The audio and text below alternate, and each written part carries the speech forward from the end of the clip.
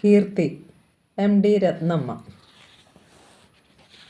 കീർത്തി തുണിക്കടയിൽ നിന്ന് പുറത്തേക്കിറങ്ങി. Air condition ചെയ്ത മുറിയിൽ നിന്ന് പുറത്തെ ചൂടിലെത്തിയപ്പോൾ ദേഹം പൊള്ളാൻ തുടങ്ങി. തീയിലേക്ക് എടുത്തെറിയപ്പെട്ടതുപോലെ. നിരത്തിൽ തിളയ്ക്കുന്ന നട്ടുച്ച. റോഡിലിറങ്ങി അല്പം നടക്കുമ്പോഴേക്കും ആകെ വിയർത്തു കുളിച്ചു. സാരിയും ബ്ലൗസും നനഞ്ഞൊട്ടി. വിയർപ്പിൻ്റെ ചാലുകൾ നെറ്റിയിൽ നിന്ന് ഒഴുകാൻ തുടങ്ങി. ബസ് സ്റ്റാൻഡിലേക്ക് നടക്കാനുള്ള ദൂരമേയുള്ളൂ. ഏറിയാൽ 2 ഫർലോങ്. പക്ഷേ ഈ വെയിലത്ത്.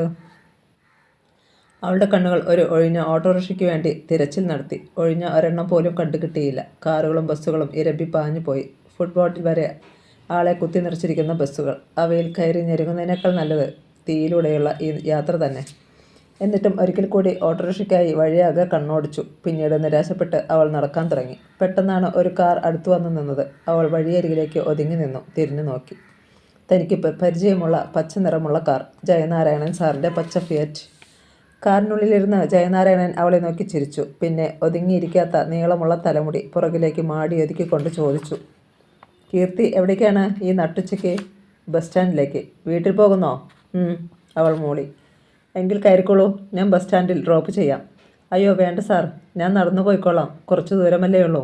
അതിനെന്താ, ഈ പൊരിവെയിലത്ത് നടന്നു തന്നെ പോകണമെന്നുണ്ടോ? പറ്റില്ല, കയറൂ. അങ്ങനെ പറയുന്നതിനൊപ്പം അയാൾ കാറിൻ്റെ പിൻഭാഗത്തെ ഡോർ തുറന്നു പിടിക്കുകയും ചെയ്തിരുന്നു. അവൾക്ക് വല്ലാത്ത സങ്കോചം തോന്നി. തൻ്റെ ഓഫീസറാണ്, നല്ല മനുഷ്യനാണ്, സാധാരണ ചെറുപ്പക്കാരെ പോലെയല്ല എന്ന് തോന്നിയിട്ടുമുണ്ട്. മാന്യതയും സംസ്കാരവും നിറഞ്ഞ പെരുമാറ്റം, സംസാരം. എന്നാലും കീർത്തി ടെക്സ്റ്റൈൽസിൽ നിന്ന് വാങ്ങിയ പാക്കറ്റ് മാറിലമർത്തി ഒരു നിമിഷം ചിന്തിച്ചു നിന്നു. എന്താ ഇത്? ആദ്യം കാണുന്ന പോലെ ഇങ്ങനെ അമ്പരന്ന് നിൽക്കുന്നത്? 4-5 മാസങ്ങളായി നിത്യവും കാണുന്നവരിലെ നമ്മൾ. കയറുന്ന് നിന്ന് വെറുതെ വെയിൽ കൊള്ളാതെ. അവൾ മടിച്ച് കാറിൻ്റെ ബാക്ക് സീറ്റിൽ കയറി ഒന്ന് ഒതുങ്ങിയിരുന്നു. ഒരു സിഗരറ്റിന് തീ കൊളുത്തി പുക വിട്ടുകൊണ്ട് അയാൾ കാർ സ്റ്റാർട്ട് ചെയ്തു. എല്ലാ ആഴ്ചയും വീട്ടിൽ പോകാറുണ്ടോ? ഇല്ല, സെക്കൻഡ് സാറ്റർഡേകളിൽ മാത്രമേ സാധാരണ പോകാറുള്ളൂ. നാളെ അനിയത്തിയുടെ പിറന്നാളാണ്, അതുകൊണ്ടാണ് ഇന്ന്. ഓഹോ, അത് ശരി. എന്നിട്ട് പിറന്നാളിന് എന്നെ ക്ഷണിക്കുന്നില്ലേ? അയാളുടെ ചോദ്യം കേട്ട് കീർത്തി ചിരിച്ചു. അയാളും. അനിയത്തിക്കുള്ള പിറന്നാൾ സമ്മാനമാവും കയ്യിൽ. അവളുടെ കയ്യിലിരുന്ന പാക്കറ്റിലേക്ക് നോക്കി അയാൾ അന്വേഷിച്ചു. കീർത്തി ചിരിക്കുക മാത്രം ചെയ്തു. എന്താണ് അനിയത്തിയുടെ പേര്? അയാൾ താല്പര്യത്തോടെ ചോദിച്ചു. രശ്മി. അയാൾ ആ പേര് ഉരുവിട്ടു. നല്ല പേര്. കീർത്തിയുടെ വീട്ടിൽ ആരൊക്കെയുണ്ട്? രശ്മി, പിന്നെ അച്ഛൻ കൃഷ്ണൻകുട്ടി സർവൻ്റാണ്. അമ്മ? എനിക്ക് അമ്മയില്ല സാർ. രശ്മിക്ക് 2 വയസ്സ് ഉള്ളപ്പോൾ അമ്മ മരിച്ചു. രശ്മി ഏത് ക്ലാസ്സിൽ പഠിക്കുന്നു? 5ാം ക്ലാസ്സിൽ. കൊച്ചുകുട്ടിയാണല്ലേ? അയാൾ വലിയ താല്പര്യത്തോടെ തൻ്റെ വീട്ടുകാര്യങ്ങൾ അന്വേഷിക്കുന്നത് കണ്ടപ്പോൾ കീർത്തിക്ക് അത്ഭുതം തോന്നി. ഒരു കൊച്ചു സമുദ്രം പോലെ ഉണ്ടായിരുന്നു ബസ് സ്റ്റാൻഡ്. സ്റ്റാൻഡിനടുത്ത് എത്തുമ്പോഴേ അവൾ പറഞ്ഞു, എൻ്റെ ബസ് പുറപ്പെട്ടെന്ന് തോന്നുന്നു, ഇവിടെ നിർത്തിയാൽ മതി സാർ. കാറിനുള്ളിൽ ഇരുന്ന് തന്നെ അവൾ തൻ്റെ ബസ് സ്റ്റാർട്ട് ചെയ്ത് കണ്ടിരുന്നു. ജയനാരായണൻ കാർ ബസ്സിന് കുറുകെ ഇട്ടു. കീർത്തി കാറിൽ നിന്നിറങ്ങി യാത്ര പറയാൻ പോലും നിൽക്കാതെ ഓടിച്ചെന്ന് ബസ്സിൽ കയറി. ബസ്സിനുള്ളിൽ നല്ല തിരക്കായിരുന്നു. എങ്ങനെയോ കയറി കൂടുകയാണ് ഉണ്ടായത്. അതുകൊണ്ട് ജയനാരായണനെ കാണാൻ കഴിഞ്ഞില്ല. ബസ് ഇറങ്ങുന്നിടത്ത് കൃഷ്ണൻകുട്ടി കാത്തു നിൽപ്പുണ്ടായിരുന്നു. വലിയ പല്ലുകൾ പുറത്തു കാട്ടി അവൻ ചിരിച്ചു. കീർത്തിയുടെ കയ്യിലെ ബാഗിന് കൈ നീട്ടി. രശ്മിക്കുഞ്ഞ് രാവിലെ മുതൽ കാത്തിരിക്കുക, എന്നെ അവിടെ ഇരിക്കാൻ സമ്മതിക്കുകയല്ല. ബസ്സിൻ്റെ ഇരപ്പ് കേൾക്കുമ്പോൾ ഒക്കെ എന്നെ ഓടിക്കും, കൃഷ്ണൻകുട്ടി പറഞ്ഞു. അവൻ്റെ അഴുക്കുപുരണ്ട കാക്കി നിക്കറിലേക്കും ഷർട്ടിലേക്കും ചകിരി പോലത്തെ തലമുടിയിലേക്കും ഒരു വിഡ്ഢിയുടെ ചിരിച്ചിരിക്കുന്ന മുഖത്തേക്കും നോക്കി കീർത്തി വിചാരിച്ചു, ഇവനൊരു മാറ്റവുമില്ല. കണ്ട നാൾ മുതൽ ഇതേപോലെ തന്നെ. എത്ര വയസ്സായിട്ടുണ്ടാവും ഇപ്പോൾ? തൻ്റെ ചെറുപ്പം മുതൽക്കേ ഇവൻ ഇവിടുണ്ട്. മാട് പോലെ പണിയെടുക്കും. എപ്പോഴും ചിരിച്ച മുഖം. കീർത്തിക്കുഞ്ഞെന്താ താമസിച്ചേ? അച്ഛനും ചോദിച്ചു പലതവണ. ബസ് കിട്ടണ്ടേ കൃഷ്ണൻകുട്ടി? പടിക്കലെത്തുമ്പോഴേക്കും രശ്മി ഓടി വന്നു. പെണ്ണിനെ അല്പം കൂടി നീളം വച്ചിരിക്കുന്നു. 1 മാസമായില്ലേ വന്നു പോയിട്ട്. നിമിഷം പ്രതി പൊക്കം വയ്ക്കുന്നുണ്ടെന്ന് തോന്നുന്നു. കുളിച്ച് നല്ല ഉടുപ്പിട്ട് സുന്ദരിയായിരിക്കുന്നു.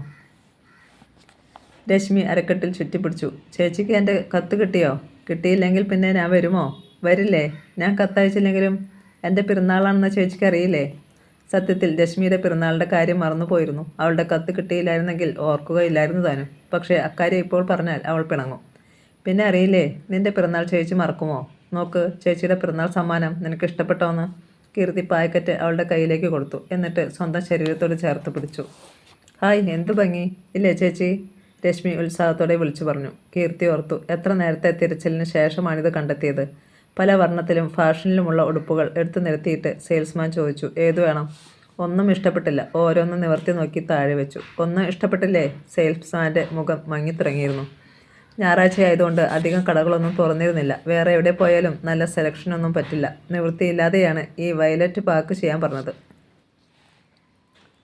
സെലക്ഷൻ മോശമായില്ല. രശ്മിക്ക് നന്നായി ഇണങ്ങുന്ന നിറം. രശ്മി കുഞ്ഞിന് നല്ല ചേർച്ചയുണ്ട്, നല്ല ഭംഗി. കൃഷ്ണൻകുട്ടിയാണത് പറഞ്ഞത്. അപ്പോഴാണ് അവൻ അവിടെ തന്നെ വായും പൊളിച്ചു നിൽക്കുന്നുവെന്ന് ഓർത്തത്. എടാ കൃഷ്ണൻകുട്ടി, പോയി ചായ കൊണ്ടുവാടാ. അവൻ പെട്ടെന്ന് തലച്ചൊറിഞ്ഞ് വിഡ്ഢിച്ചിരി ചിരിച്ച് ഓടിപ്പോയി. കീർത്തി അകത്തേക്ക് നടന്നു. ബാഗ് മേശപ്പുറത്ത് വെച്ചു. സാരി മാറ്റാൻ തുടങ്ങി. അച്ഛനെവിടെ എന്ന് ചോദിക്കുമ്പോഴേക്കും വരാന്തയിൽ അച്ഛൻ്റെ ശബ്ദം കേട്ടു. കീർത്തി വന്നോ മോളെ? വന്നു അച്ഛാ. തലമുടി വിതിർത്ത് കോതിക്കൊണ്ട് കീർത്തി പുറത്തേക്ക് വന്നു. അച്ഛനെവിടെ പോയിരുന്നു? നമ്മുടെ ദിവാകരൻ പിള്ളയുടെ വീട്ടിൽ വരെ. അയാളുടെ അമ്മ ഇന്നോ നാളെയോ എന്ന് പറഞ്ഞ് കിടക്കാൻ തുടങ്ങിയിട്ട് മാസം 2-3 ആയില്ലേ? എങ്ങനെയുണ്ടിപ്പോൾ? എങ്ങനെയുണ്ടാവാനാ, തീരെ വയ്യ. കുറേ കിടക്കുന്ന ലക്ഷണമാണ് കാണുന്നത്. ബന്ധുക്കൾ കാവലിരുന്ന് മടുത്തു. ബോംബെയിൽ നിന്നും മദ്രാസിൽ നിന്നുമൊക്കെ ഉള്ള ആൾക്കാരൊക്കെ എത്തിയിട്ടുണ്ട്. തീർന്നെന്ന് കരുതിയിട്ടല്ലേ കമ്പി അടിച്ചത്? ഇന്നലെ മുതലേ ഇത്തിരി ഇറക്കമാണെന്നാണ് ദിവാകരൻ പിള്ള പറഞ്ഞത്. എന്തായാലും ഒരു കഷ്ടം തന്നെ. മനുഷ്യനെ ഇങ്ങനെയിട്ട് വലയ്ക്കരുത്. കഷ്ടം കഷ്ടം. ചായ. കൃഷ്ണൻകുട്ടി ചായയുമായി എത്തി. കൃഷ്ണൻകുട്ടി, അച്ഛനും വേണം, കീർത്തി ഓർമ്മിപ്പിച്ചു. എനിക്കിപ്പോൾ വേണ്ട മോളെ. ദിവാകരൻ പിള്ളയുടെ വീട്ടിൽ നിന്ന് കുടിച്ചു. എന്താ അവിടുത്തെ ഒരു ബഹളം? ഒരു വശത്ത് ചായ സൽക്കാരം, മറുവശത്ത് കുട്ടികളുടെ ഓട്ടവും ചാട്ടവും, ഒരു വശത്ത് തള്ള ചാകാൻ കിടക്കണോ? അച്ഛൻ്റെ സംസാരം കേട്ട് കൃഷ്ണൻകുട്ടി ചിരിച്ചു. എന്താടോ ഒരു ചിരി? അടുക്കളയിൽ ജോലിയൊന്നുമില്ലേ? ഈ ചെക്കൻ കുളിക്കാറില്ലേ അച്ഛാ? ഇവൻ്റെ ഒരു വേഷം. ഞാൻ കുളിക്കാറുണ്ട് എന്നും. അല്ലെങ്കിൽ രശ്മി കുഞ്ഞിനോട് ചോദിച്ചേ, കൃഷ്ണൻകുട്ടി വീറോടെ പറഞ്ഞു. ശരിയാണ് മോളെ, അവൻ എന്നും കുളിക്കും. അല്ലെങ്കിൽ രശ്മി അവനെ നിലത്ത് നിർത്തില്ല. പിന്നെന്താ ഇവൻ്റെ തലമുടി ഇങ്ങനെ ചകിരി പോലെ? തീ കണ്ടാലപ്പോൾ കത്തുമല്ലോ. അത് പിന്നെ കീർത്തിക്കുഞ്ഞെ, ഞാനെന്നും സോപ്പ് തേക്കും, അതുകൊണ്ടാ. എന്തിനാടെ എന്നും സോപ്പ് തേക്കുന്നത്? അത് കൊള്ളാമല്ലോ. രശ്മി കുഞ്ഞുമൊക്കെ ഷാമ്പു തേക്കത്തില്ലയോ? അതുപോലെ. ആര് പറഞ്ഞു തന്നോ ഈ വിദ്യയൊക്കെ? കീർത്തി അത്ഭുതപ്പെട്ടു. അപ്പോൾ സന്തുഷ്ടനായി നിന്നുകൊണ്ട് കൃഷ്ണൻകുട്ടി പറഞ്ഞു. രശ്മി കുഞ്ഞ്, ഞാൻ ഇത്തിരി ഷാമ്പു തരാൻ പറഞ്ഞപ്പോൾ രശ്മി കുഞ്ഞ് പറയുക ഷാമ്പു പെണ്ണുങ്ങൾക്കുള്ളതാണ്, ആണുങ്ങൾ സോപ്പ് തേച്ചാൽ മതിയെന്ന്. കീർത്തിക്ക് ചിരിയടക്കാൻ കഴിഞ്ഞില്ല. അവൾ പൊട്ടിച്ചിരിച്ചു പോയി. അച്ഛനും ചിരിച്ചു. പോയി പണി വല്ലതും ഉണ്ടോയെന്ന് നോക്ക്. കൃഷ്ണൻകുട്ടി നിന്ന് ചിരിച്ചതേയുള്ളൂ. എവിടെ അവൾ? രശ്മി, കുറേ നേരമായല്ലോ കണ്ടിട്ട്. രശ്മി കുഞ്ഞ് ഒരുങ്ങുക. എത്ര നേരമായെന്നോ? കണ്ണാടിയുടെ മുമ്പിൽ നിൽപ്പാ, കൃഷ്ണൻകുട്ടി പറഞ്ഞു. അവൾ കേൾക്കണ്ട നിൻ്റെ വർത്തമാനം. ഇപ്പോൾ തുടങ്ങും ബഹളം. കേട്ടോ മോളെ, ഇവനും ആ പെണ്ണും ഒരു നിമിഷം പോലും ചേരുകയില്ല. അവളെ ചുണ്ടി പിടിപ്പിക്കുന്ന വർത്തമാനമേ പറയൂ. എന്നാലും രശ്മി കുഞ്ഞിന് എന്നോട് ഇഷ്ടമാണ്. ശരി, നീ അടുക്കളയിലോട്ട് ചെല്ല്. പണി വല്ലതും ഉണ്ടെങ്കിൽ ചെയ്യേ. കൃഷ്ണൻകുട്ടി അപ്രത്യക്ഷനായി. അച്ഛൻ ചാരുകസരയിൽ ചാരിക്കിടന്നു. അരമതിലിന് പുറത്തേക്ക് കാലും രണ്ടും നീട്ടിവെച്ച് എന്തോ ഓർത്ത് സ്വയം ചിരിച്ചു. പിന്നെ പറഞ്ഞു. എന്തൊരു ബഹളമായിരുന്നു ആ പെണ്ണ്. ചേച്ചിക്ക് എഴുത്തയക്കണമെന്ന് പറഞ്ഞ്. വേണ്ടെന്ന് പറഞ്ഞാൽ കേൾക്കണ്ടേ? കൃഷ്ണൻകുട്ടിയെ വിട്ട് ഇൻലൻഡ് വാങ്ങിപ്പിച്ച് എഴുത്തെഴുതി പോസ്റ്റ് ചെയ്തിട്ടേ അവൾക്ക് സമാധാനമായുള്ളൂ. അവളുടെ പിറന്നാളിൻ്റെ കാര്യം അവളെ ഓർമ്മിപ്പിച്ചില്ലെങ്കിൽ നീ മറന്നു പോകുമെന്നായിരുന്നു അവളുടെ ഭയം. കീർത്തിക്ക് കുറ്റബോധം തോന്നി. രശ്മിയുടെ കത്ത് കിട്ടിയില്ലായിരുന്നുവെങ്കിൽ താൻ തീർച്ചയായും ഓർമ്മിക്കുമായിരുന്നില്ല. ഇന്ന് വരുമായിരുന്നില്ല. അച്ഛാ. വാതിക്കൽ രശ്മി വയലറ്റ് നിറമുള്ള പൂവ് പോലെ വിടർന്ന ചിരിയുമായി. വയലറ്റ് ഉടുപ്പ്, നെറ്റിയിൽ വയലറ്റ് പൊട്ട്, കയ്യിൽ വയലറ്റ് വളകൾ. അല്ല, ഇതാര്? എൻ്റെ സുന്ദരിക്കുട്ടിയോ? രശ്മി ഓടി വന്ന് അച്ഛനോട് ചേർന്ന് നിന്നു. അച്ഛാ, ചേച്ചി വാങ്ങിക്കൊണ്ട് വന്നതാണ്. നല്ല ഭംഗിയുണ്ടല്ലേ? പിന്നെ എൻ്റെ സുന്ദരിമോളെ എന്തിട്ടാലും ഭംഗിയല്ലേ? അച്ഛൻ കളിയാക്കണ്ട. രശ്മി മുഖം വീർപ്പിച്ചു. കീർത്തിക്ക് ചിരി വന്നു. എത്ര പെട്ടെന്നാണ് രശ്മിക്ക് പിണക്കം വരിക. കീർത്തി അകത്തേക്ക് പോകാൻ ഭാവിച്ചു. മോൾ അടുക്കളയിലോട്ട് ചെന്ന് നോക്കണം. അവൻ എന്തൊക്കെയാണാവോ ചെയ്തു വെച്ചിരിക്കുന്നത്. രശ്മിക്കുട്ടിയുടെ പിറന്നാളല്ലേ നാളെ. എല്ലാ കൂട്ടം വേണമെന്ന് ഞാൻ പറഞ്ഞിട്ടുണ്ട്. ഞാൻ അടുക്കളയിലേക്ക് പോകാൻ തുടങ്ങുകയായിരുന്നു അച്ഛാ. കീർത്തി അടുക്കളയിലേക്ക് എത്തുമ്പോഴേക്കും രശ്മിയും ഒപ്പം എത്തി. ചേച്ചി, നമുക്കിന്ന് അമ്പലത്തിൽ പോകാം. അതിനു മുമ്പ് ഈ കൃഷ്ണൻകുട്ടി എന്തൊക്കെ കാട്ടിക്കൂട്ടിയിരിക്കുന്നു എന്ന് ചേച്ചി ഒന്ന് നോക്കട്ടെ. നീ പോയി റെഡിയായിക്കോ. അവൾക്ക് ഇനി എന്ത് റെഡിയാകാനോ മോളെ? കണ്ടില്ലേ, ആട്ടത്തിന് വേഷം കെട്ടിയതുപോലെ കരി എഴുതി. തിരിഞ്ഞു നോക്കുമ്പോൾ അടുക്കള വാതിൽക്കൽ അച്ഛൻ എന്നെ കളിയാക്കണ്ട. അച്ഛനോട് ഞാൻ പിണങ്ങിയതാ. രശ്മി അച്ഛനെ നാക്കു നീട്ടി കാണിച്ചു. പിന്നെ പിണങ്ങിയ മട്ടിൽ തലയാട്ടി. രശ്മി, എന്താ നിനക്ക്? അച്ഛനോട് ഇങ്ങനെയൊക്കെ പറയാമോ? കീർത്തിയുടെ സ്വരം പരുഷമായി. സാരമില്ല, അവൾ കുഞ്ഞല്ലേ, അവൾക്ക് എന്തറിയാം, പാവം. അച്ഛൻ്റെ സ്വരം ഇടറിയത് കീർത്തി അറിഞ്ഞു. അച്ഛൻ പെട്ടെന്ന് തിരിച്ചുപോയി. രശ്മി മുറത്തിൽ നിരത്തി വെച്ചിരുന്ന വറുത്ത പയർ ഓരോന്നായി കുറച്ച് രസിക്കുകയാണ്. അവളുടെ മുഖത്തേക്ക് നോക്കിയിരുന്നപ്പോൾ കീർത്തി ഓർത്തു. രശ്മിക്ക് വയസ്സ് 10 ആവുകയാണ്. അച്ഛൻ അവളെ ഇപ്പോഴും കൊച്ചു കുഞ്ഞായിട്ടാണ് കാണുന്നത്. അച്ഛൻ്റെ ഒപ്പമാണ് അവൾ ഇപ്പോഴും കിടന്നുറങ്ങുന്നത്. അവളെ പിരിഞ്ഞ് ഒരു നിമിഷം പോലും അച്ഛന് കഴിയാനാവില്ല. അമ്മ മരിക്കുമ്പോൾ അവൾ ഒന്നും അറിയാത്ത കുട്ടിയായത് എത്ര നന്നായി. അവളുടെ കുഞ്ഞിക്കൈകൾ കൊണ്ട് അമ്മയുടെ നിർജ്ജീവമായ വായ്ക്കകത്തേക്ക് ആരോ അരിയും പൂവും ഇടുവിച്ചപ്പോൾ അവൾ സന്തോഷത്തോടെ ചിരിക്കുകയായിരുന്നു. അമ്മയുടെ മൃതശരീരം ചിതയിലേക്ക് എടുത്തുകൊണ്ടു പോയപ്പോൾ ആരുടെയോ കയ്യിലിരുന്ന അവൾ സന്തോഷസൂചകമായ ശബ്ദങ്ങൾ പുറപ്പെടുവിക്കുകയായിരുന്നു. അവൾക്കൊന്നും അറിയില്ല, പാവം. നാളെ രശ്മിയുടെ 10ാം പിറന്നാൾ ആഘോഷിക്കുകയാണ്. ചേച്ചി ഇനി എപ്പോഴാണ് അമ്പലത്തിൽ പോവുക? ചേച്ചി ഇരുന്ന് സ്വപ്നം കാണുക? രശ്മി തൊട്ടുണർത്തി. ഇപ്പോൾ വരാം മോളെ, ഇതാ ഇപ്പോൾ. കീർത്തി എഴുന്നേറ്റു. കൃഷ്ണൻകുട്ടി എല്ലാ കാര്യവും ചെയ്തു വച്ചിരിക്കുന്നു. നാളത്തേക്കുള്ളതെല്ലാം റെഡി. അവൾ അമ്പലത്തിലേക്ക് പോകാൻ ഒരുങ്ങി. കീർത്തി ടൈപ്പ് ചെയ്ത കടലാസുകളും കൊണ്ട് ക്യാബിനിലേക്ക് ചെന്നു. ജയനാരായണൻ കസേരയിൽ ചാരിയിരുന്ന് സിഗരറ്റ് പുകച്ചുകൊണ്ട് അന്തരീക്ഷത്തിൽ വളയങ്ങൾ സൃഷ്ടിക്കുകയായിരുന്നു. അയാൾ അവളെ കണ്ട് ഹൃദ്യമായി ചിരിച്ചു. Good morning Keerthi. Good morning. ഇരിക്കൂ. അവൾ ഇരുന്നില്ല. ടൈപ്പ് ചെയ്ത കടലാസുകൾ അയാൾക്ക് കാട്ടിക്കൊടുക്കാൻ ശ്രമിച്ചു. അവ നോക്കാതെ അയാൾ വീണ്ടും പറഞ്ഞു, ഇരിക്കൂ. അവളിരുന്നു. രശ്മിയുടെ പിറന്നാൾ ആഘോഷം കേമമായിരുന്നോ? അവൾക്ക് അത്ഭുതം തോന്നി. അതിപ്പോഴും ഓർത്തിരിക്കുന്നുവോ? രശ്മിയുടെ പിറന്നാളിന് പോയി വന്നിട്ട് 2 ആഴ്ച കഴിഞ്ഞിരിക്കുന്നു. താൻ മടങ്ങി വന്നപ്പോൾ ജയനാരായണൻ സാർ ടൂറിന് പോയിരിക്കുന്നു. ഇന്നലെയാണ് മടങ്ങി വന്നത്. എത്രയോ ഫയലുകൾ, കോൺഫറൻസുകൾ, ഓഫീസ് കാര്യങ്ങൾ, യാത്രകൾ. എന്നിട്ടും ഈ ചെറിയ കാര്യം മറക്കാതെ ഓർമ്മിച്ചു വച്ചിരിക്കുന്നു. എന്താ ഒന്നും പറയാത്തത്? നന്നായിരുന്നു, അവൾ പെട്ടെന്ന് പറഞ്ഞു. ചേച്ചി ചെന്നപ്പോൾ അനിയത്തിക്ക് സന്തോഷമായി കാണുമല്ലേ? ഉവ്വ്. ഇനി എന്ത് പറയണമെന്നറിയാതെ അവൾ വിഷമിച്ചിരുന്നു. അവളുടെ വിരലുകൾ മേശപ്പുറത്ത് അസ്പഷ്ടമായി എന്തൊക്കെയോ വരഞ്ഞുകൊണ്ടിരുന്നു. എന്താണ് ആലോചിക്കുന്നത്? അയാൾ മറ്റൊരു സിഗരറ്റിന് തീ കൊളുത്തിക്കൊണ്ട് ചോദിച്ചു. ഒന്നുമില്ല. എന്നാലും ഈ ചെറിയ കാര്യം ഇതുവരെ മറന്നില്ലല്ലോ എന്ന് അത്ഭുതം തോന്നുന്നുണ്ടോ? ചില ചെറിയ കാര്യങ്ങൾ ചിലപ്പോൾ വലിയ കാര്യങ്ങളായി തോന്നും. ചില വലിയ കാര്യങ്ങൾ ചിലപ്പോൾ തീരെ നിസ്സാരമായി തോന്നും. അത് വ്യക്തികളെ ആശ്രയിച്ചാണ്. കീർത്തി തലയുയർത്തി അയാളെ നോക്കി. അയാൾ പറയുന്നതിൻ്റെ അർത്ഥം പൂർണ്ണമായും മനസ്സിലാകാത്ത മട്ടിൽ. നമുക്കൊരു വ്യക്തിയോട് താല്പര്യമുണ്ടെന്ന് വയ്ക്കുക. ആ വ്യക്തിയുടെ ഓരോ ചെറിയ ചലനവും നമ്മെ ആകർഷിക്കും. നമ്മൾ ശ്രദ്ധിക്കും, ഇല്ലേ? ജയനാരായണൻ തുടർന്നു. ഉദാഹരണത്തിന് പിറന്നാൾ. അത് അത്ര വലിയ കാര്യമാണോ? ഈ രാജ്യത്ത് എത്രയോ കുഞ്ഞുങ്ങൾ ജനിക്കുന്നു, വളരുന്നു. ഓടകളിലും തെരുവുകളിലും അവരുടെയൊക്കെ പിറന്നാളുകളെക്കുറിച്ച് ആരെങ്കിലും ഓർമ്മിക്കാറുണ്ടോ?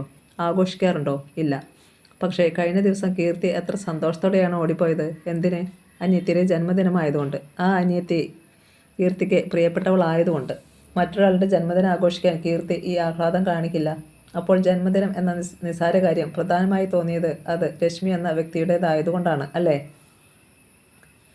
അതെ. ഒരു കടങ്കഥ കേൾക്കുന്ന കൗതുകത്തോടെ കീർത്തി അയാളുടെ സംസാരം കേട്ടിരുന്നു. അതുപോലെ കീർത്തിയുടെ അനിയത്തിയുടെ പിറന്നാൾ എന്നെപ്പോലെ ഒരാളിന് നിസ്സാരമായ കാര്യമല്ലേ എന്ന് കീർത്തി സംശയിക്കുന്നു. ശരിയല്ലേ? അതെ. പക്ഷെ നോക്കൂ. കീർത്തിയുടെ കണ്ണുകളിലേക്ക് നോക്കി ഒരു പ്രത്യേക സ്വരത്തിൽ അയാൾ പറഞ്ഞു. കീർത്തിയുടെ അനിയത്തിയെ ഞാൻ അറിയില്ല. ആ കുട്ടിയുടെ പിറന്നാളിനെക്കുറിച്ച് ഞാൻ ഓർക്കേണ്ട കാര്യവുമില്ല. പക്ഷേ ആ കുട്ടി കീർത്തിയുടെ അനിയത്തിയാവുമ്പോൾ. അയാൾ പെട്ടെന്ന് നിർത്തി. സാർ. കീർത്തിക്ക് വല്ലാത്ത വിറയൽ അനുഭവപ്പെട്ടു. അവൾ ടൈപ്പ് ചെയ്ത കടലാസുകൾ ചൂണ്ടിക്കാട്ടി പറയാൻ ശ്രമിച്ചു. ഇതൊക്കെ ഇന്നത്തെ തപാലിൽ തന്നെ. അയാൾ അത് ശ്രദ്ധിക്കാതെ പറഞ്ഞു. കീർത്തിക്ക് അത്ഭുതം തോന്നുന്ന ഒരു കാര്യം പറയട്ടെ? ഇത്രയും ദിവസം പറയാതിരുന്നത്. കീർത്തിയുടെ കണ്ണുകൾ വിടർന്നു. അവൾ ശ്രദ്ധയോടെ അയാളെ നോക്കിയിരുന്നു. ഇവിടെ വെച്ച് കാണുന്നതിന് മുമ്പ് തന്നെ കീർത്തിയെ ഞാൻ കണ്ടിട്ടുണ്ട്. എവിടെ വെച്ചെന്നറിയുമോ? കോളേജിൽ വെച്ച്. കീർത്തി പഠിച്ചിരുന്ന കോളേജിൽ ഞാൻ ഒരിക്കൽ വന്നിരുന്നു എന്ന് അറിയാതെ അവളുടെ നാവിൽ നിന്ന് അടർന്നു വീണു. ഒരു കോളേജിലെ ദിവസം എൻ്റെ സുഹൃത്തും ഒന്നിച്ച്. കൃഷ്ണകുമാർ, കെമിസ്ട്രി ഡിപ്പാർട്ട്മെൻറ്റിലെ. അയ്യോ, കൃഷ്ണകുമാർ സാർ. ഞങ്ങളെ സാർ പഠിപ്പിച്ചിരുന്നു. കീർത്തി അറിയാതെ സീറ്റിൽ നിന്ന് എഴുന്നേറ്റ് പോയി. അതെ, അയാളും ഒന്നിച്ച്. അത്ഭുതം കൊണ്ട് നിമിഷം അധികം വിടർന്നു വരുന്ന അവളുടെ വലിയ കണ്ണുകളിലേക്ക് സാഗൂതം നോക്കിക്കൊണ്ട് ജയനാരായണൻ തുടർന്നു. ഞങ്ങൾ ഓഡിറ്റോറിയത്തിലേക്ക് കടക്കുമ്പോൾ കീർത്തി മൈക്കിന് മുന്നിൽ നിന്ന് പാടുകയായിരുന്നു. കൃഷ്ണനെക്കുറിച്ചുള്ള ഒരു പാട്ട്. ഞാനത് കേട്ട് സ്വയം മറന്നു നിന്ന് പോയി. പിന്നീട് പലപ്പോഴും ഞാൻ ഓർത്തിട്ടുണ്ട്. കീർത്തിയുടെ തല കുനിഞ്ഞു പോയി. അവൾക്ക് അയാളുടെ മുന്നിലിരിക്കാൻ വല്ലാത്ത സങ്കോചം തോന്നി. അറിയാതെ കീർത്തി ഇപ്പോൾ എൻ്റെ മുന്നിൽ വീണ്ടും എത്തിയിരിക്കുന്നു. ഇത് ഈശ്വര നിശ്ചയമായിരിക്കും. കീർത്തിക്ക് എന്ത് തോന്നുന്നു? അവൾക്കൊന്നും പറയാൻ കഴിഞ്ഞില്ല. തല ഉയർത്തി അയാളെ നോക്കുവാൻ പോലും. ഈശ്വരാ എന്ന് മന്ത്രിക്കുക മാത്രം ചെയ്തു. കീർത്തി വിശ്വസിച്ചാലും ഇല്ലെങ്കിലും ഞാനൊരു സത്യം പറയട്ടെ. അന്ന് തോന്നിയ അടുപ്പം ഇതുവരെ ഒരു പെൺകുട്ടിയോടും തോന്നാത്ത ഒരടുപ്പം. എന്താണ് അതിന് പറയുക? സ്നേഹമെന്നാണോ? എനിക്കറിയില്ല. അറിയില്ല. അല്പം കഴിഞ്ഞ് അയാൾ ചോദിച്ചു. കീർത്തിക്ക് എന്നെ ഇഷ്ടമാണോ? കീർത്തിക്ക് ശ്വാസം മുട്ടുന്ന പോലെ തോന്നി. അവൾ തലയുയർത്തിയതേയില്ല. ശരി, ആ കടലാസുകൾ ഇങ്ങ് തരൂ. അയാൾ കത്തുകൾ ഓടിച്ചു വായിച്ചു നോക്കി. ഒപ്പിട്ടു. ഒരക്ഷരം പറയാതെ ഒപ്പിട്ട കടലാസുകളും എടുത്ത് അവൾ പുറത്തെത്തി സീറ്റിൽ ചെന്നിരുന്നു. ഹൃദയം ഉച്ചത്തിൽ മിടിക്കുന്നുണ്ടായിരുന്നു. അടുത്ത സീറ്റിലുള്ളവർ അത് കേൾക്കാതിരിക്കാൻ അവൾ വലത് കൈ നെഞ്ചിലമർത്തി കുനിഞ്ഞിരുന്നു. ടൈപ്പ് ചെയ്യുന്നതിനിടയിൽ അവൾ ചുറ്റും കണ്ണോടിച്ചു. ആരെങ്കിലും തന്നെ ശ്രദ്ധിക്കുന്നുണ്ടോ? തൻ്റെ മുഖം വല്ലാതെ വിളറിയിട്ടുണ്ടോ? ചുണ്ടുകൾക്ക് വരൾച്ച ബാധിച്ചിട്ടുണ്ടോ? എല്ലാവരും കണ്ടിരിക്കും. ഈശ്വര, ജയനാരായണൻ സാർ എന്തൊക്കെയാണ് പറഞ്ഞത്? അദ്ദേഹം ചോദിക്കുന്നു അദ്ദേഹത്തെ ഇഷ്ടമോ എന്ന്. എന്താണ് മറുപടി പറയുക? അദ്ദേഹത്തിൻ്റെ സംസാരം, ചിരി, പെരുമാറ്റം ഒക്കെ തനിക്കിഷ്ടമാണ്. അദ്ദേഹത്തിൻ്റെ മുന്നിലേക്ക് ചെല്ലാൻ ഇതുവരെ മടി തോന്നിയിട്ടില്ല. ഇതിനു മുമ്പിരുന്നയാൾ ഓർക്കുമ്പോൾ തന്നെ പേടി തോന്നുന്നു. ഏതെങ്കിലും കത്ത് ഡിക്റ്റേറ്റ് ചെയ്യാനായി വിളിക്കുമ്പോൾ വിറച്ചാണ് പോയിരുന്നത്. എത്ര സൂക്ഷിച്ച് ജോലി ചെയ്താലും തെറ്റ് കണ്ടുപിടിക്കും. ക്യാബിന് പുറത്തുള്ളവർ കൂടി കേൾക്കത്തക്ക വിധമാണ് ദേഷ്യപ്പെടുക. അയാളുടെ കഷണ്ടിത്തലയും തുറിച്ച കണ്ണുകളും തന്നെ വല്ലാതെ ഭയപ്പെടുത്തിയിരുന്നു. അയാൾ എന്തെങ്കിലും ചോദിച്ചാൽ മറുപടി പറയാൻ തന്നെ ഭയം തോന്നിയിരുന്നു. വാക്കുകൾ പുറത്തേക്ക് വരികയേയില്ല. അന്നൊക്കെ ഈ ജോലി രാജിവെച്ച് പോയാലെന്ന് വരെ ആലോചിച്ചിട്ടുണ്ട്. അന്നത്തെ സങ്കടം അച്ഛനോട് പോലും പറഞ്ഞിട്ടില്ല. പറഞ്ഞാൽ ആ നിമിഷം ഉദ്യോഗം രാജിവെച്ച് ചെല്ലാനാവോ ആവശ്യപ്പെടുക. തന്നെ ഉദ്യോഗത്തിനയക്കാൻ അച്ഛനൊട്ട് ഇഷ്ടമുണ്ടായിരുന്നില്ല. മാലതി ടീച്ചറിന് മാത്രമേ തൻ്റെ ബുദ്ധിമുട്ടുകൾ അറിയാവൂ. ടീച്ചറിനോട് മാത്രമേ തൻ്റെ സങ്കടങ്ങൾ പറയാറുള്ളൂ. മൂത്ത ജ്യേഷ്ഠത്തിയെ പോലെയാണ് ടീച്ചർ തന്നോട് പെരുമാറുക. സമാധാന വാക്കുകൾ പറയുക, ആശ്വസിപ്പിക്കുക, ഉപദേശിക്കുക. ഓഫീസിലെ വിഷമങ്ങളെപ്പറ്റി പറയുമ്പോഴൊക്കെ ടീച്ചർ സമാധാനിപ്പിക്കും. എൻ്റെ വിഡ്ഢിക്കുട്ടി, ഇങ്ങനെയായാൽ എങ്ങനെയാണെന്നോ ജീവിക്കുക? അയാളുടെ കാര്യം പോട്ടെന്നേ, ചിലരങ്ങനെയൊക്കെയാണ്. നോക്കൂ, തൻ്റെ ആഫീസർ ഒരു മാനസിക രോഗിയായിരിക്കും. അല്ലെങ്കിൽ അയാളുടെ കുടുംബജീവിതത്തിൽ സ്വൈരം കാണില്ലായിരിക്കും. അതാവും ഓഫീസിൽ വന്ന് വീരപരാക്രമം കാട്ടുന്നത്. കുട്ടി അത് കണ്ടിങ്ങനെ പേടിച്ചോളാൻ തുടങ്ങിയാലോ? ധൈര്യം വേണ്ടേ? ഇതിനേക്കാൾ വലിയ പ്രശ്നങ്ങളുണ്ടായാൽ ജീവിക്കണ്ടേ? ടീച്ചർ പറയുന്നത് കേൾക്കുമ്പോൾ ആശ്വാസം തോന്നും, ധൈര്യം തോന്നും. പക്ഷേ അടുത്ത ദിവസവും അയാളുടെ മുന്നിലെത്തുമ്പോൾ അയാളുടെ ക്രൂരമായ പരിഹാസം കേൾക്കുമ്പോൾ തളർന്നു പോകും. തന്നെ കാണുന്നത് തന്നെ അലർജി പോലെയാണ് അയാൾക്ക്. ചിലപ്പോൾ ഫയലുകൾ എടുത്ത് ദൂരെ എറിയുക വരെ ചെയ്യും. ആ നിമിഷം ഉദ്യോഗം വലിച്ചെറിഞ്ഞു പോരാനാണ് തോന്നുക. അവൾ പറയും, ടീച്ചറിനറിയില്ല എൻ്റെ വിഷമം. അറിയാഞ്ഞിട്ടല്ല, പക്ഷേ ഇതിനേക്കാൾ വലിയ വിഷമങ്ങൾ ഈ ലോകത്തില്ലേ? എവിടെ ചെന്നാലുമുണ്ട് ഇത്തരക്കാർ. മറ്റുള്ളവരെ ഇൻസൾട്ട് ചെയ്യുന്നതിലും ഉപദ്രവിക്കുന്നതിലും സന്തോഷം കണ്ടെത്തുന്നവർ. അവരെ ഭയന്ന് ഉദ്യോഗം കളയാൻ തുടങ്ങിയാൽ എങ്ങനെയാണ് ജീവിക്കുക? 90% മേലധികാരികളും സബോർഡിനേറ്റ്സിനോട് ഇങ്ങനെ മയമില്ലാതെ പെരുമാറുന്നവരാണ്. എൻ്റെ സ്കൂളിലെ കഥ കേൾക്കണോ കീർത്തിക്ക്? ഹെഡ് മാസ്റ്റർ അസൽ സ്ത്രീ വിദ്വേഷിയാണ്. അവിവാഹിതൻ. സ്ത്രീകളെ കണ്ടുകൂടാ അയാൾക്ക്. പുരുഷന്മാരെ അതിലേറെ കണ്ടുകൂടാ. ആരെങ്കിലും ക്ലാസ്സിൽ പോകാൻ ഒരു സെക്കൻഡ് വൈകിയാൽ എന്തൊക്കെയാണ് പറയുകയെന്നോ? അതും കുട്ടികളുടെ മുന്നിൽ വെച്ച്. കാഷ്വൽ ലീവ് എടുപ്പിക്കുകയും ചെയ്യും. പേയ് പിടിച്ചതുപോലെ ഒരു ചൂരലും കൊണ്ട് വരാന്തയിൽ ഇറങ്ങി നിൽക്കുന്നത് കണ്ടാൽ തന്നെ പേടിയാകും. പക്ഷേ അദ്ദേഹത്തിന് കുട്ടികളെ നിയന്ത്രിക്കാൻ അറിയില്ല കേട്ടോ. ഭരണം മുഴുവൻ ഞങ്ങളുടെ പുറത്താണ്. ഞങ്ങളാരും അദ്ദേഹത്തെ വകവയ്ക്കാറില്ല എന്നതാണ് മറ്റൊരു സത്യം. മാലതി ടീച്ചർ ചിരിക്കും. എന്നിട്ട് ചോദിക്കും, എൻ്റെ കുട്ടി ഞങ്ങളുടെ സ്കൂളിലായിരുന്നെങ്കിലോ? കുറച്ചൊക്കെ തൻ്റെ ഇടം വേണമെന്നേ. ടീച്ചറിൻ്റെ തൻ്റെ ഇടം എനിക്ക് കിട്ടുന്നില്ല. എങ്കിൽ രാജിക്കത്ത് എഴുതി കൊടുക്കണം. അല്ലാതെ എന്താണ് വഴി? കുട്ടിയുടെ അച്ഛനും അതല്ലേ സന്തോഷം. അയ്യോ ടീച്ചർ, എന്തു വന്നാലും ഞാൻ രാജിവെക്കില്ല. അച്ഛനിവിടെ വരുമ്പോൾ ടീച്ചർ ഇക്കാര്യമൊന്നും അച്ഛനോട് പറയരുതേ. കീർത്തിക്ക് ഉദ്യോഗം വേണ്ടുന്നുണ്ടെങ്കിൽ വേണ്ടെന്ന് വയ്ക്കാം. അച്ഛൻ സന്തോഷത്തോടെ കൂട്ടിക്കൊണ്ടു പോകും. പക്ഷേ എൻ്റെ കഥ അതല്ല മോളെ. ഒരു കുടുംബം എൻ്റെ തോളിലാണ്. പ്രായമായ അമ്മ, സഹോദരങ്ങൾ. തൻ്റെ ഇടം കാട്ടാതെ വഴിയില്ല. സാഹചര്യമാണ് നമുക്ക് തൻ്റെ ഇടം ഉണ്ടാക്കി തരുന്നത്. വെളുത്തു തുടങ്ങിയ തലമുടി, പ്രായത്തിൻ്റെ ചുളിവുകൾ, പ്രത്യക്ഷപ്പെട്ടു തുടങ്ങിയ മുഖം, അനാകർഷകമായ വേഷം. മാലതി ടീച്ചറിൻ്റെ രൂപം ഓർത്തപ്പോൾ കീർത്തിക്ക് ദുഃഖം തോന്നി. ടീച്ചറിന് എത്ര വയസ്സുണ്ടാവും? 40 അതിലധികമോ? ഇപ്പോഴും അവിവാഹിതയാണ്. അനുജത്തിമാരുടെ വിവാഹക്കാര്യത്തെപ്പറ്റി ഇടയ്ക്കിടെ ടീച്ചർ പറയാറുണ്ട്. ടീച്ചറിൻ്റെ വിവാഹകാര്യം ഒരിക്കലും ചർച്ചയിൽ വരാറില്ല. ഇഷ്ടമില്ലാഞ്ഞിട്ടാവില്ല, സാഹചര്യം അനുകൂലമല്ലാത്തതാവും കാരണം. ടീച്ചർ എപ്പോഴും പറയാറുണ്ട്, കീർത്തിക്ക് ഇത്ര തൻ്റെ ഇടം ഇല്ലാതായിപ്പോയത് എന്തുകൊണ്ടാണെന്നോ? പണമുള്ളൊരു വീട്ടിൽ ജനിച്ചതുകൊണ്ട്, സ്നേഹം കൊണ്ട് വീർപ്പ് മുട്ടിക്കുന്ന ഒരച്ഛനും ഉണ്ടായതുകൊണ്ട്, ഉദ്യോഗം വലിച്ചെറിയാൻ തോന്നുന്നതും അതുകൊണ്ടാണ്. ഞാൻ ഉദ്യോഗം വലിച്ചെറിയില്ല ടീച്ചർ. പക്ഷേ ആ കഷ്ടപ്പാട് ഓർക്കുമ്പോൾ ചിലപ്പോഴൊക്കെ അങ്ങനെ തോന്നിപ്പോകുന്നതേ ഉള്ളൂ. എന്ത് കഷ്ടപ്പാട്? ഇപ്പോഴത്തെ വയസ്സൻ ഓഫീസറല്ലേ പ്രശ്നം? വയസ്സന്മാരൊക്കെ എങ്ങനെയാണ്. പക്ഷേ ഒരു ദിവസം ഇയാൾ മാറിപ്പോവില്ലേ? പകരം മറ്റൊരാൾ വരില്ലേ? കുറേ കൂടി നല്ല ഒരാൾ, ഒരു ചെറുപ്പക്കാരൻ. അപ്പോഴോ? കീർത്തിക്ക് ചിരി വന്നു. മാലതി ടീച്ചർ പറഞ്ഞതുപോലെ മുൻ ചുണ്ടിക്കാരനും തന്നെ എപ്പോഴും വിഷമിപ്പിക്കുകയും ചെയ്തിരുന്ന വയസ്സൻ ഓഫീസർ മാറിപ്പോയിരിക്കുന്നു. പകരം സുമുഖനും ചെറുപ്പക്കാരനുമായ ജയനാരായണൻ സാർ വന്നിരിക്കുന്നു. ജയനാരായണൻ സാർ ഓഫീസിൽ വന്ന ആദ്യ ദിവസം ഇപ്പോഴും ഓർക്കുന്നു. എത്ര കൃത്യമായ സംസാരവും പെരുമാറ്റവുമായിരുന്നു.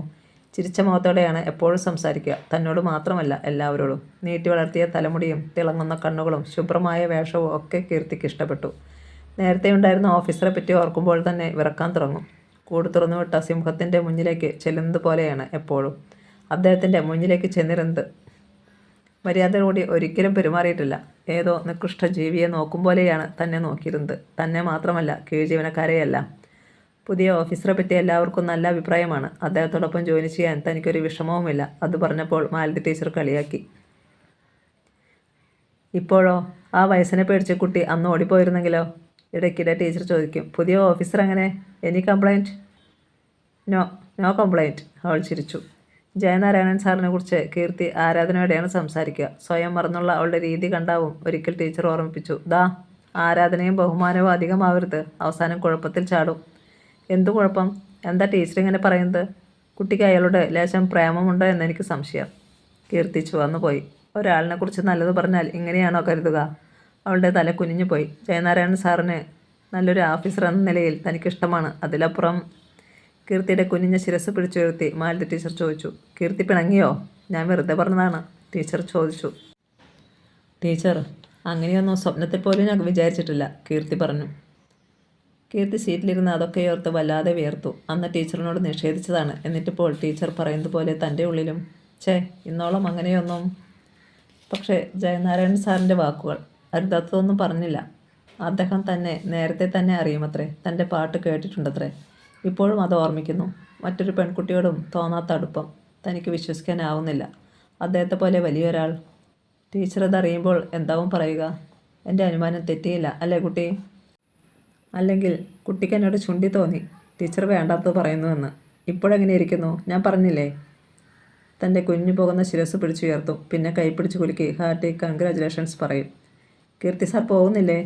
അവൾ ചുറ്റും നോക്കി. പ്യൂൺ മാധവൻ നായർ മുന്നിൽ. സീറ്റിലെങ്ങും ആരുമില്ല, എല്ലാവരും പോയിരിക്കുന്നു. അവൾ വേഗം എഴുന്നേറ്റ് കുടയും ഭാഗം എടുത്ത് പുറത്തേക്ക് നടന്നു. മാധവൻ നായർക്ക് എന്ത് തോന്നിയിരിക്കുമോ ആവോ? അയാളുടെ മുഖത്ത് വല്ല സംശയവുമുണ്ടോ? തനിക്ക് എന്തു പറ്റിയെന്ന് അയാൾ ആലോചിക്കുന്നുണ്ടാവുമോ? മുറിയിലെത്തുമ്പോൾ മാലതി ടീച്ചർ വന്നിട്ടില്ല. പതിവായി തന്നെക്കാൾ മുമ്പ് എത്താറുള്ളതാണ്. ഇന്നെന്തു പറ്റി? വാർഡൻ്റെ മുറിയിൽ ചെന്നപ്പോൾ അവർ നല്ല ഉറക്കം. 5:30 മണി കഴിഞ്ഞിരിക്കുന്നു. വിളിച്ചാലോ? തിരിച്ചു നടക്കുമ്പോൾ ഹോസ്റ്റലിലെ ജോലിക്കാരി അമ്മു അമ്മയെ കണ്ടു. കടയിലേക്കോ മറ്റോ ഉള്ള പുറപ്പാടാണ്. മാലതി ടീച്ചർ വന്നില്ലേ അമ്മു അമ്മേ? ടീച്ചർ വീട്ടിൽ പോയി. ടീച്ചറിൻ്റെ ആരാണ്ട് മരിച്ചെന്ന് പറഞ്ഞു. ഇച്ഛാഭംഗം തോന്നി. ടീച്ചറിനോട് പറയാനായി ഓടി വന്നതായിരുന്നു. ടീച്ചർ അറിയാത്ത ഒരു കാര്യവും തനിക്കില്ല. ആദ്യം കുറച്ച് കളിയാക്കിയേക്കും, എന്നാലും താൻ എന്താണ് ചെയ്യേണ്ടത് എന്ന് ചോദിക്കാമായിരുന്നു. കീർത്തി വേഷം മാറ്റി ബാത്റൂമിൽ പോയി കാലും മുഖവും കഴുകി കണ്ണാടിയിൽ നോക്കി തലമുടി കൈക്കൊണ്ട് ഒതുക്കി വെച്ചു. മുഖം കഴുകിയപ്പോൾ പൊട്ടു മാഞ്ഞു പോയിരുന്നു. പുതിയതൊന്ന് തൊട്ടു. വീണ്ടും വീണ്ടും കണ്ണാടിയിലെ സ്വന്തം പ്രതിബിംബം നോക്കി. അപ്പോൾ സ്വയം ചോദിച്ചു, എന്തേ പതിവില്ലാത്തൊരു പൊട്ടുതൊടലും ചന്തം നോക്കലും? ടീച്ചർ കണ്ടിരുന്നെങ്കിൽ ചോദിച്ചേനെ. എന്ത് പറ്റി കുട്ടി? ഇന്ന് വൈകുന്നേരത്തൊരു പൊട്ടുതൊടൽ? കീർത്തിക്ക് ലജ്ജ തോന്നി. ഒരിക്കലും പൊട്ടുതൊടുകയോ കണ്ണെഴുതുകയോ ചെയ്തിരുന്നില്ല. കോളേജിൽ പഠിച്ചിരുന്നപ്പോഴും അങ്ങനെ തന്നെ. ഇവിടെ വന്നതിന് ശേഷം മാലതി ടീച്ചറാണ് പൊട്ടു തൊടുന്ന ശീലം ഉണ്ടാക്കിയത്. ടീച്ചർ പറയും, കീർത്തി എന്താ പൊട്ടു തൊടാത്തത്? പെൺകുട്ടികളായാൽ നെറ്റിയിലൊരു പൊട്ട് വേണം. ഭംഗിയേക്കാളേറെ അതൊരു ആവശ്യമാണ്. ആദ്യമായി തൻ്റെ നെറ്റിയിൽ കുങ്കുമം കൊണ്ട് പൊട്ടുകുത്തി തന്നതും ടീച്ചറായിരുന്നു. ചിലപ്പോഴൊക്കെ പൊട്ടുകുത്താൻ കീർത്തി മറന്നുപോകും. അപ്പോഴൊക്കെ ടീച്ചർ ഓർമ്മിപ്പിക്കുകയും ചെയ്യും, കുട്ടി ഇന്ന് പൊട്ടു വേണ്ടേ? ഈയിടെയായി പൊട്ടു തൊടാൻ ഒരിക്കലും കീർത്തി മറക്കാറില്ല. കുളി കഴിഞ്ഞാലുടൻ ഒരു കുങ്കുമ പൊട്ട് തീർച്ച.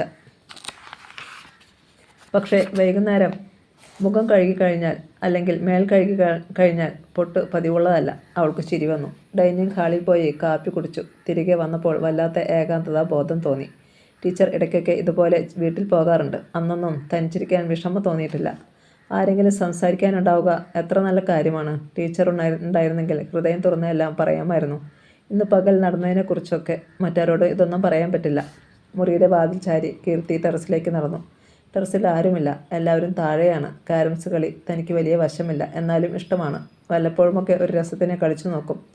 ടീച്ചർ കളിക്കില്ല.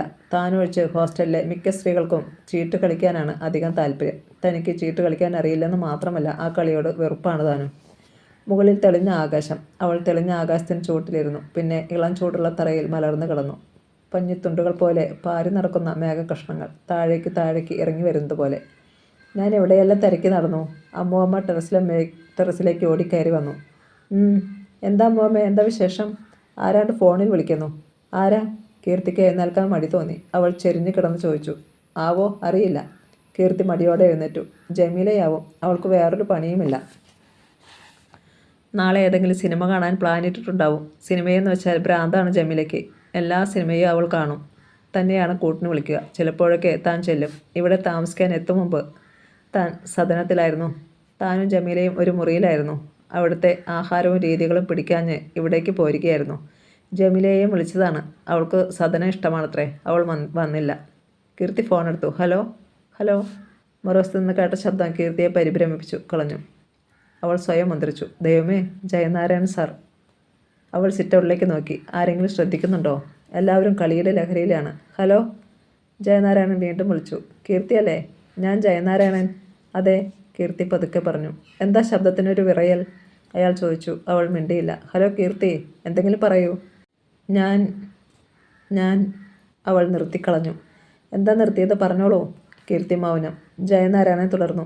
നോക്കൂ കീർത്തി, ഞാനിവിടെ തനിച്ചാണ്. കീർത്തിയെ വിളിക്കണമെന്ന് തോന്നി. തെറ്റാണെങ്കിൽ ക്ഷമിക്കണം. കീർത്തിയെ കാണണമെങ്കിൽ ഇനി നാളെയല്ലേ പറ്റൂ. ശബ്ദമെങ്കിലും കേൾക്കാമെന്ന് കരുതി. കീർത്തി വലം കൈകൊണ്ട് നെഞ്ച് അമർത്തിപ്പിടിച്ചു. ശ്വാസഗതി ഉച്ചത്തിലാവുന്നു. ശരീരമാസകലം പടർന്നു കയറുന്ന സുഖകരമായ ആലസ്യം, തളർച്ച. ഓഫീസിൽ വെച്ച് ഒന്നും പറയാൻ പറ്റില്ല. അതുകൊണ്ടാണിപ്പോൾ വിളിച്ചത്. കഴിഞ്ഞ ദിവസങ്ങളിലൊക്കെ കീർത്തി എൻ്റെ മനസ്സിലുണ്ടായിരുന്നു. എൻ്റെ മുന്നിലേക്ക് കീർത്തി കടന്നു വന്നപ്പോഴൊക്കെ തുറന്നു പറയണമെന്ന് വിചാരിച്ചു. പക്ഷേ കീർത്തിക്ക് സ്വയം നിയന്ത്രിക്കാനാവാതായി. സന്തോഷം കൊണ്ട് ശ്വാസം മുട്ടുന്നു. പറയൂ, കീർത്തിക്ക് എന്നെ ഇഷ്ടമാണോ? എന്നെ സ്നേഹിക്കാൻ കഴിയുമോ? എന്താണോ ഒന്നും പറയാത്തത്? പറയൂ പ്ലീസ് കീർത്തി, എന്നോട് എന്തെങ്കിലും പറയൂ. ആ ശബ്ദം ഞാനൊന്ന് കേട്ടുകൊള്ളട്ടെ. കീർത്തിക്ക് ഒന്നും പറയാനായില്ല. ഹൃദയം നിറഞ്ഞു കവിയുമ്പോൾ എങ്ങനെയാണ് വാക്കുകൾ പുറത്തേക്ക് വരിക? താൻ സ്വപ്നം കണ്ടതിലും മേറെയാണിത്. തൻ്റെ സങ്കല്പത്തിനും അപ്പുറത്താണിത്.